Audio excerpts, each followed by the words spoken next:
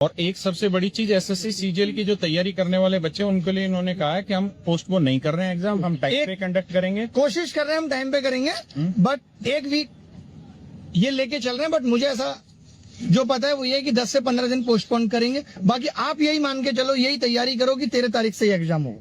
70% जो क्वेश्चन हुए उसके लिए रिपीट का क्वेश्चन हुआ। रेलवे के लिए एक सबसे बड़ी अनाउंसमेंट ये कि रेलवे के सारे मुद्दे सर समझा दिए हैं। इस मीटिंग में था क्या कि एसएससी चेयरमैन साहब भी बैठे हुए थे सामने और मंत्री साहब बैठे हुए थे, इधर मंत्री साहब के पीएस उन्होंने उन्हीं को काम असाइन कर दिया, रेलवे का भी। यानी ऐसा नहीं है कि मुद्दा नहीं उठा है, मुद्दा हर एक चीज पे उठा है। और बात अगर आज यहाँ तक पहुंची है तो आगे सूरत और भी ज्यादा बदलेगी। आप एकदम परेशान ना हो। हर एक मुद्दे पे बात हुई, जो उनकी शिकायत हम लोगों से थी वो भी दूर हुई और जो हमारी उनसे थी वो भी काफी हद तक दूर हुई। अब देखते हैं कि ये चीजें रियलिटी में कहाँ तक जाती हैं। सबसे बड़ी चीज जो है वो ये है कि अब सारी चीजों को टाइम बाउंड कर रहे हैं। जो सेंटर्स आ रहा है जैसे राजस्थान से अंडमान पे, तो इस पे चेयरमैन साहब को जवाब देना नहीं बन पाया। जो जम्मू कश्मीर से और दिल्ली में जो सेंटर डाला गया ब्लाइंड बच्चों का, उस पे कोई जवाब नहीं दे पाए। तो जितेंद्र सिंह जी ने बिल्कुल सख्त लहजे में इस चीज का कहा कि नहीं, बच्चों के साथ ये अनजस्टिस बर्दाश्त नहीं होगा। बच्चों को टाइमली ये सारी चीजें होनी चाहिए और नजदीक में ही उनको सेंटर दिया जाए। जो उनकी सेंटर्स वाली जो बात थी वो इन्होंने साफ कह दिया कि सेंटर्स हम अब नजदीक देंगे, जो 3 प्रेफरेंस है उन्हीं में से देंगे।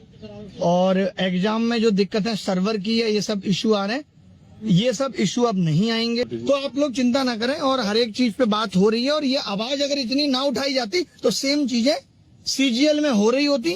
कम से कम ये चीजें अब सीजीएल में नहीं होंगी। इस बात पे भी मुद्दा उठा दिया है कि आप ये पैसा एक्स्ट्रा लेके और वापसी का पंगा ना करें। या तो आप रेलवे का जो फॉर्म है उतने रुपए का ही भराएं।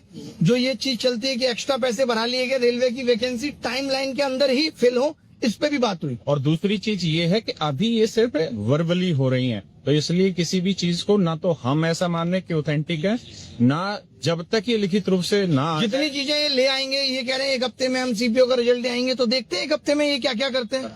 और इसका सारा जो क्रेडिट जाता है वो विनय सर को जाता है, क्योंकि इन्होंने जिस तरीके से उसको सीपीओ वाली आवाज को उठाया, बहुत एफर्ट हम सब ने ही लगाया है। और जीओपीटी मिनिस्टर तक पहुंचना टीचर्स के लिए वो एक बहुत बड़ी बात है। आसान नहीं थी हमारे लिए भी राय कि हमारी कोई डायरेक्ट उनकी कोई जवाबदेही हमारे लिए डायरेक्ट नहीं है, लेकिन फिर भी हमारा आप सबकी आवाज, सारे टीचर्स का आना, इतना प्रेशर बन जाना कि जवाब मिले।